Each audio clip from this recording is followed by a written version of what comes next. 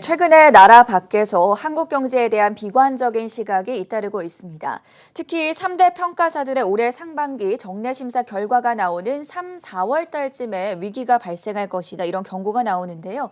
이런 경고들이 지금 이어지는 가운데 오늘은 한국은행의 금융통화위원회가 열리는 날이기도 합니다. 과연 어떤 선택을 할지 도움 말씀 위해서 한국경제신문의 한상춘 논설위원 나오셨습니다. 안녕하십니까? 네, 안녕하십니까.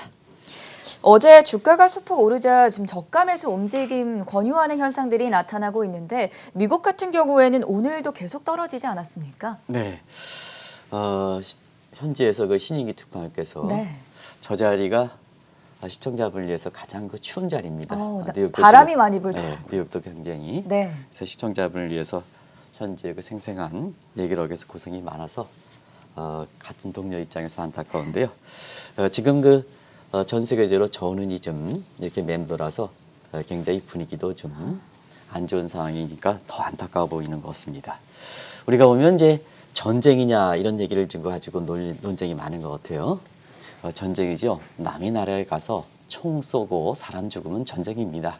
다만 이것이 전면적이냐 국지전이냐 이런 차이가 있겠죠. 그래서 우리나라의 그렇게 일부 언론들이 전쟁이냐 하는 이 논쟁에 대해서는 남의 나라에서 총 쏘고 사람 죽으면 전쟁이다 하는 각도에서 이런 현상을 좀 잘 보실 필요가 있다 이렇게 보시는데요. 사실은 오늘 미국의 증시에서 보면 우크라이나 요인, 미국의 출구 전략 문제, 그동안 내재했던 문제고요. 오늘 새로운 요인을 꼽는다면 미국의 자체적인 요인에 의해서 주가가 떨어진 점이 네. 새롭게 가담되고 있습니다. 일단은 시장에서 보면 기술적 지표상으로 지난주에도 이제 말씀드렸습니다는 나스닥 지수의 데드 크로스가 발생했죠. 본격적 조정. 그래서 이것을 어떻게 파악하냐 하면 미국에서 이렇게 기술적 지표의 하칸포라든가 이런 사람들이 어떻게 하냐면 요 데드 크로스가 발생했을 때 투자자들의 위험 자산 선호 심리가 약화되느냐 요걸 같이 보는 게 CNN의 FGI 지수 스타일에 보게 됐습니다. 지금 오늘은 30일 레벨까지 이렇게 돼서 공포 단계까지 이렇게 지속되는 상황이다 하는 걸 말씀드리고요. 그리고 미국의 펀더멘탈 측면을 한번 보겠습니다. 미국의 펀더멘탈 측면은 올해 1분기에 성장률이 4월 말에 속보치가 발표되죠. 근데 지금 상태에서는 대체로 한 2%를 보고는 것 같습니다. 예. 지금 GDP의 트런트 나우라든가 이런 거 보면 2%. 그러면 시청자 여러분 오큰 법칙에서 보면 2% 나오면 미국의 잠재 성장률이 2.1%니까 오큰 법칙상 인플레 갭이 이제 완전히 줄어들고 플랫하거나 경우에 따라서는 디플레 갭도 발생할 수 있다는 얘기입니다. 아까 신인규 특파원께서도 이제 0.5%포인트 믹스텝보다는 0.25%포인트로 좀 기조 자체가 많이 낮아진다 하는 네. 이런 쪽을 말씀드렸습니다는 바로 그런 각도에서 나오는 거다 이렇게 보겠습니다. 그리고 4월 말에 미국 기업의 1분기 실적들 보면 지금 독점 거래 이런 부분에서 비용이 상당히 많이 올라가죠. 금리 올라가고 유가 올라가고 미국 임금 상승률이 굉장히 많이 올라갑니다. 오늘 한국경제신문에서 이렇게 보면 애틀란타의 집값이 아주 폭등하고 있다 이런 얘기하는데요. 이 또한 사실 기업 입장에서 임대료라든가 비용 증가다. 근데 다른데 정가시키지 않는다는 얘기입니다. 기업이 고스란히 알아야 된다. 그러다 보니까 1분기의 기업들 실적도 상당히 좀 어렵지 않느냐 이렇게 이제 나오고 있거든요. 그리고 통화정책 측면에서는 어찌됐든 이것이 0.25로 가든 0.5%로 가든 이렇게 완화 기조에서 긴축 기조로 돌아서는 거죠. 그런 측면에서 펀더멘탈 측면, 미국의 자체적인 요인에서 주가가 떨어졌다는 점도 유의하실 필요가 있다는 걸 말씀드리겠습니다. 주가가 조금 올라가면 올해 연초서부터 계속해서 저가 매수를 이렇게 추천하는 시각이 있습니다는 지금까지 이렇게 1월, 2월에 걸쳐서 저가 매수한 회전율이 빠른 사람들이 손실이 가장 크고 있습니다. 저가 매수도 타이밍이 있는 거거든요. 그런 측면에서는 한번 최근에 어제 주가가 조금 반등하니까 전쟁이 발생하면 반드시 주가는 올라간다. 이렇게 해서 저가 매수를 추천하는 시각이 지금 상태에서는 사실 경계할 필요가 있다는 걸 말씀드리겠습니다. 네. 미국 경제의 펀더멘탈부터 먼저 확인을 해봤는데요. 문제는 우리나라입니다. 잠시 후 오전에 이제 금통위도 열릴 텐데 한국의 경제 상황은 현재 어떻습니까? 다들 아시는 내용이긴 하겠습니다는 그걸 정리해서 예. 금통위에서 어떻게 해야 되는가 하는 것을 또 이전에 금리 인상이 잘했든가 잘못했든가 하는 것을 한번 평가해보는 시간을 갖도록 하겠습니다. 일단 1월 말에 1월 중순에 IMF에서 경제 전망이 충격적인 얘기가 나왔었죠. 작년 10월 달에 전망할 땐 올해 성장률 3.3%에서 3%로 전망했죠. 그래서 우리가 OECD에 막 이렇게 IMF의 기준으로 이렇게 선진국에 막 진입한 국가인데요. 올해 성장률은 선진국 중에서 가장 낮았습니다. 그리고 시청자 여러분, 잃어버린 10년, 잃어버린 20년, 잃어버린 30년 나서 우리가 성장률을 볼 때는 일본과 자주 이렇게 비교하는데요. IMF의 전망으로 보면 올해 일본의 그 경제 성장률은 작년 10월에 거꾸로 뭐냐, 우리는 낮췄는데 일본은 올렸거든요.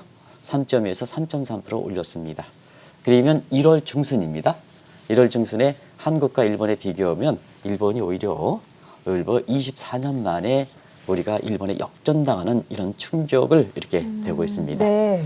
근데 이것도 1월 중순이죠. 1월 중순 이후에 지금까지 한국 경제 상황이라든가 이런 게 볼 때는 지금 우리나라 내부에서도 자, 1월 중순에 3%가 올해 지켜지겠느냐. 한국인도 고심하는 거 이렇게 알고 있습니다. 저희 동료들이든가 후배들이 이렇게 보면 3% 어렵지 않느냐 하는 시각이거든요. 그래서 저게 1월 중순에 나왔는데 이렇게 한 1개월 만에 우리 성장률도 3%가 어렵게 되지 않느냐. 그래서 다음에 한국은행의 수정 전망 한 3월 정도 이렇게 나올 거로 이렇게 보이는데요.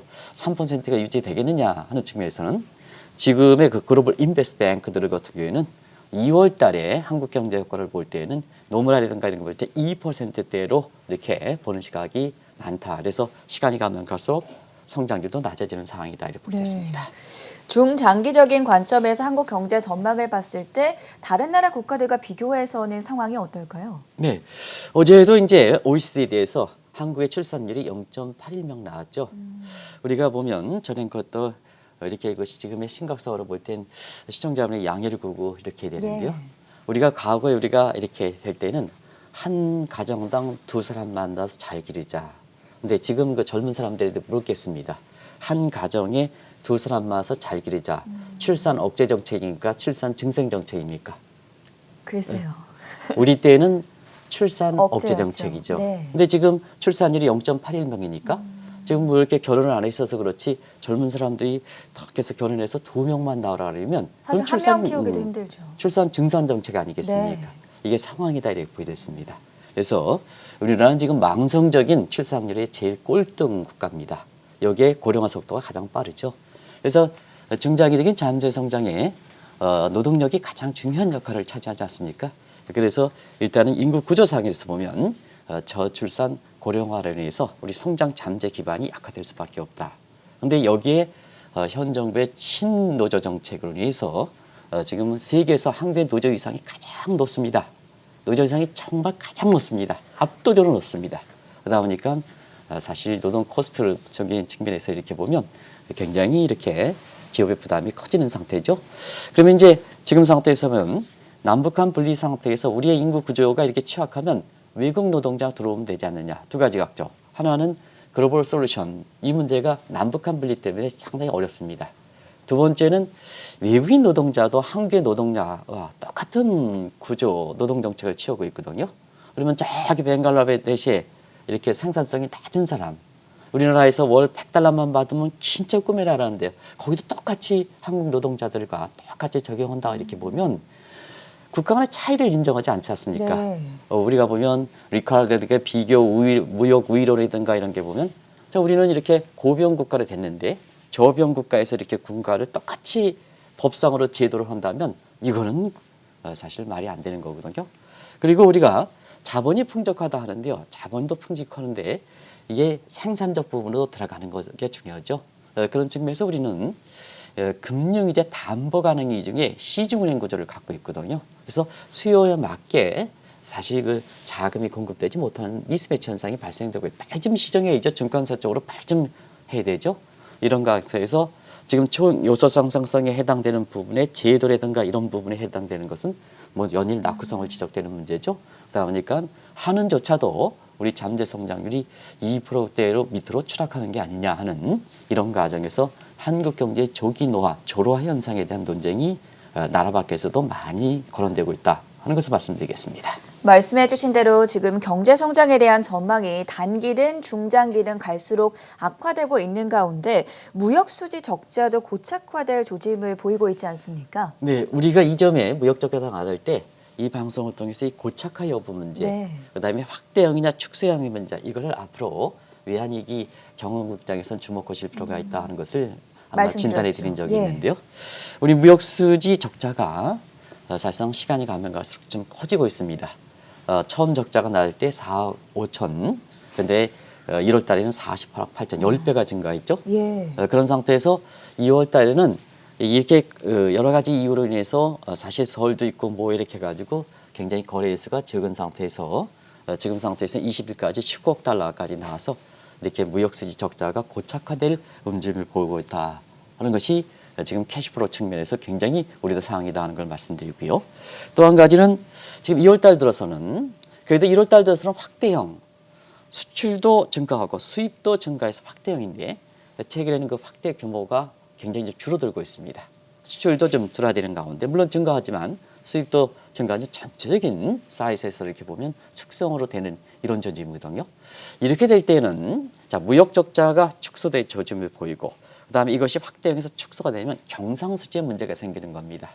이 경상수지 같은 경우에는 자 그동안 외환위기 이후에 한국이 계속해서 흑자를 유지했던 것이 한국 경제의 그동안 강점이었었는데요. 지금 뭐냐?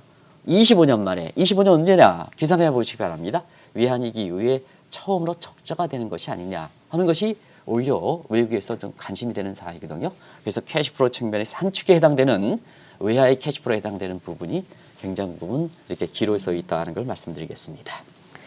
네, 계속해서 러시아와 우크라이나 관련한 속보 소식이 전해지고 있습니다. 잠시 전해드리도록 하겠습니다. 지금 분리 독립국 지도자들이 푸틴 대통령에게 우크라이나군 격퇴를 요청했다는 속보 소식이 들어와 있으니까요. 이 점 먼저 전해드리고 계속해서 이야기를 나눠가 보도록 하겠습니다.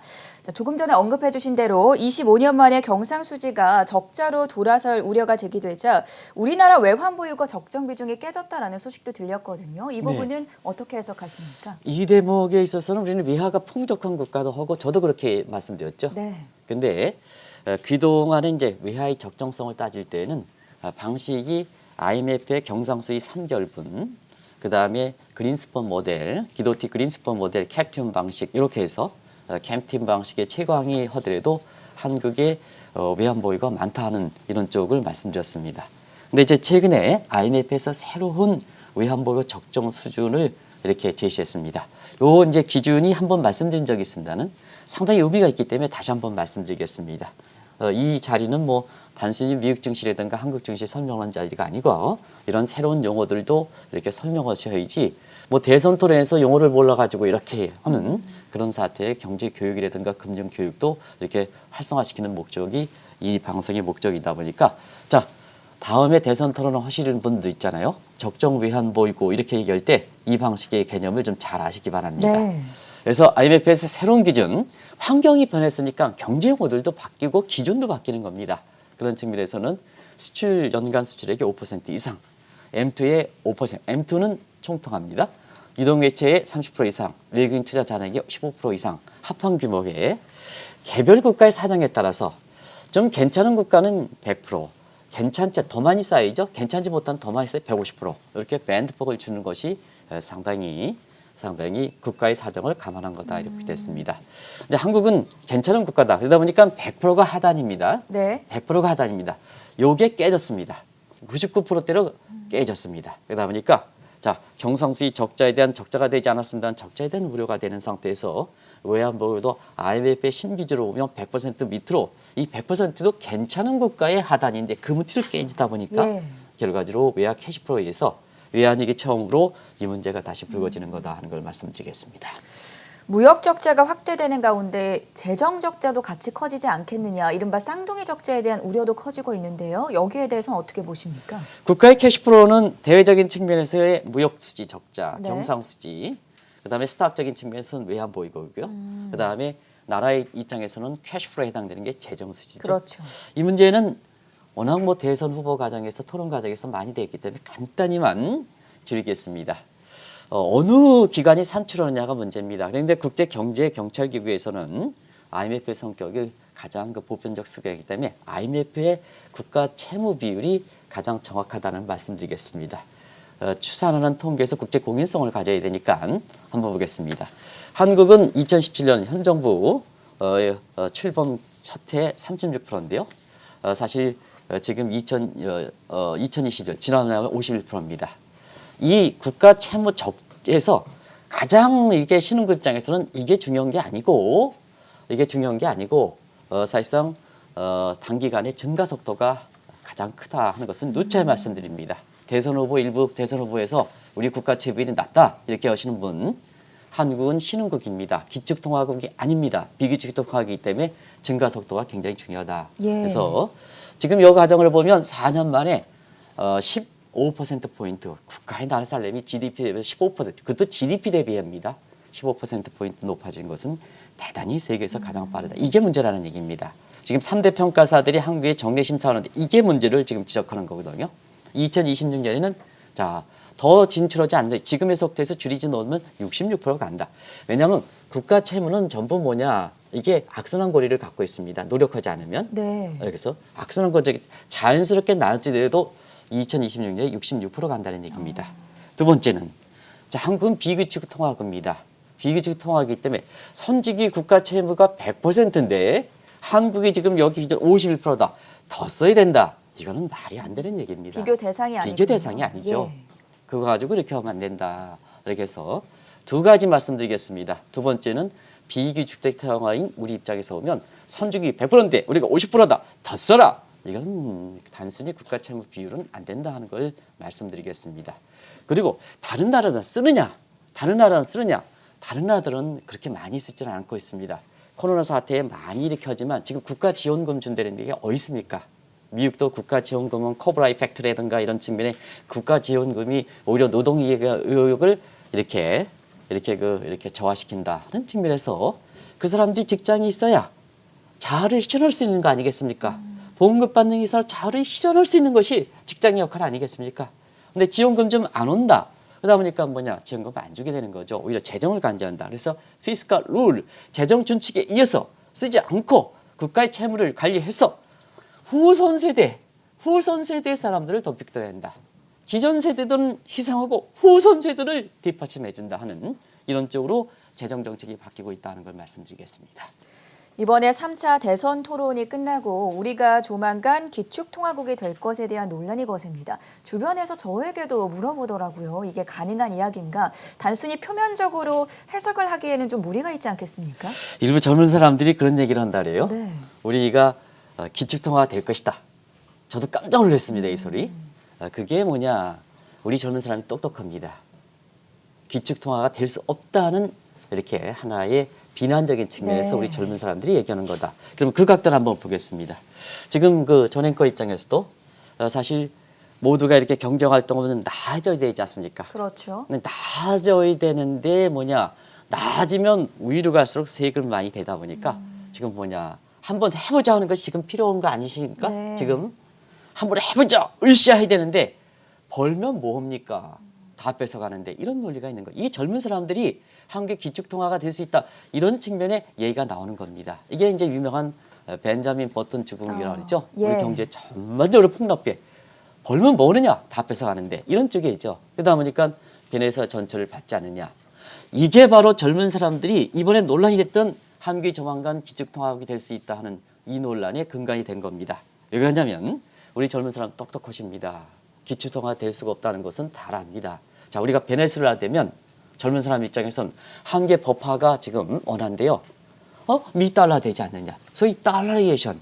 내가 젊은 사람들 입장에서 이 국제금융용어 이 달러리에이션 재정까지 알고 있는 것 같은데 좀 깜짝 놀랐습니다.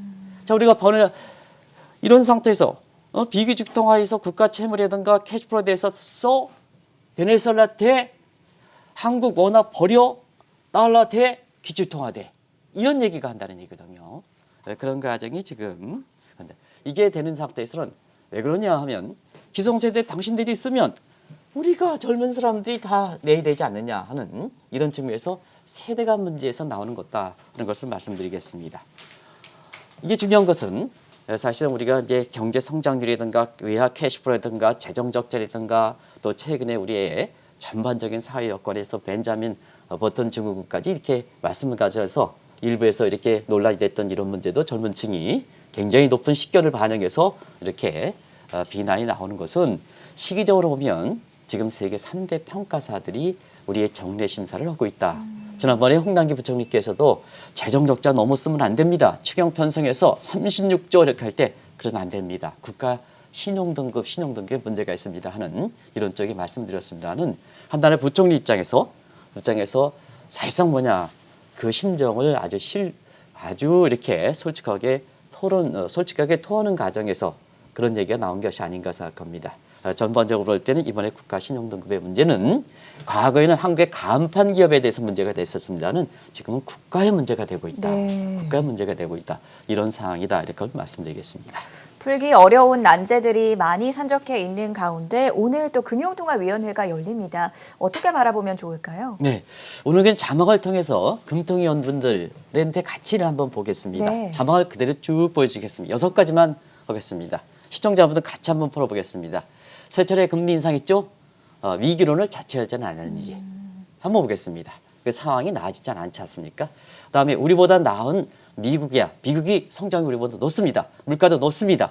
높은데 아직도 연준은 금리를 올리지 않고 있습니다. 그렇죠. 선진국들을 올리지 않습니다. 통화정책이라는 것은 위기가 극복될 때까지는 기조를 변경하는 게 아닙니다. 이게 유명한 통화정책의 불가역성입니다. 우리가 경제 여건이 미국보다 납니까? 물가가 높습니까? 왜 세 차례 금리를 올렸습니까? 이 측면에서. 그다음에 정책 목표가 있을수록 일관성과 정책 조화가 유지합니다. 자, 한은은 금리를 인상하는데 여당과 정부는 재정 지출에서 돈 쓴다. 이게 됩니까? 그다음에 한은 입장에서는 어렵게 금리를 해놓고 추경 편성에 적자 국채 발행에 매입해줘. 이것도 좀 문제가 되는 거 아니겠습니까? 그리고 마지막으로 한번 다시 물었겠습니다.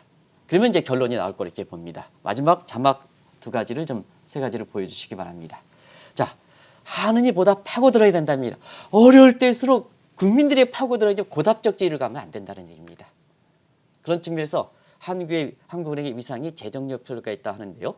자, 양극화 심해집니다. 어디에 타겟해야겠습니까?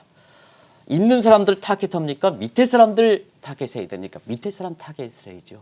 밑에 사람. 그래서 밑에 사람의 현안을 해결해줘야죠.